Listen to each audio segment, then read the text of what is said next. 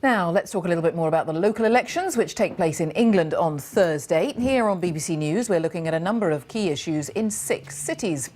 Well, this afternoon, we're in Wandsworth in southwest London. People of a certain age, like me, remember that it was Margaret Thatcher's favourite low-tax local authority. And it could be about to turn from blue to red for the first time in 40 years.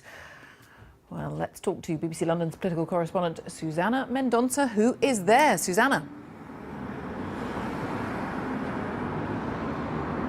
Yes, welcome to Wandsworth here in South London. Now, this is a borough that's well known for low council tax, for efficiency. It's one of the boroughs that was one of the Thatcher year boroughs, so it was very much a flagship borough, and it's one, though, that Labour thinks that it can get hold of, and it points to the Brexit vote. This was an area that voted 75% to remain in the European Union. It also points to a changing demographic, a lot of people moving into the area who are middle earners, who can't afford to buy property, housing, one of those big issues. And Labour points to its election results last year in the general election. It managed to get hold of Battersea, which was a Conservative constituency. It also increased its majority in Tooting, which is the former constituency seat of the Mayor of London, Sadiq Khan. But will it manage to get the number of seats that it needs? That's going to be pretty difficult for Labour here, because although recent polling suggests that Labour's going to do very well in London, some of its best results in the last almost 50 years,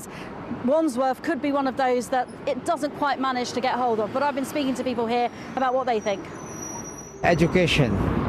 In terms of education, the youth is not sufficiently involved how to prevent crime. Usually it's the housing, because we did have problems finding place to live, and secondly it's quite busy in here and sometimes quite dirty as well. So these are like the main points we are facing. Everything that's going on right now in the news, like with the Windrush and, you know, the way how the youth's been treated and everything like that that's going on at the moment. Education, like making sure that, really good quality education for my kids, and also like the leisure facilities. So look, like there's not enough sort of swimming pools and local like leisure facilities for sort of families around here.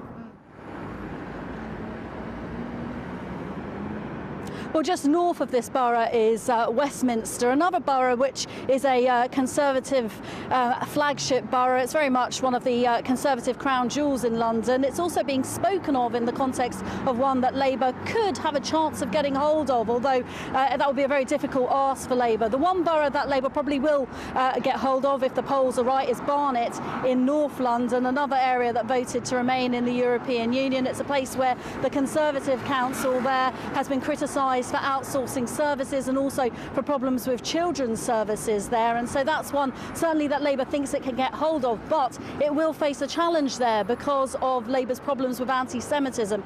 Now that's a borough that has the largest Jewish population of any borough in the whole of England, and it's something that the local Labour group is very concerned about. They went down to Westminster with Jewish members of the community for that protest, calling for Jeremy Corbyn to take action.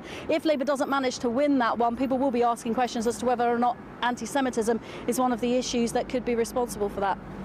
Susana, thanks for now. Susana Mendonça there in Wandsworth. And if you want to find out more about the local elections in various parts of England this coming Thursday, of course, there's much more background on the website bbc.co.uk/politics.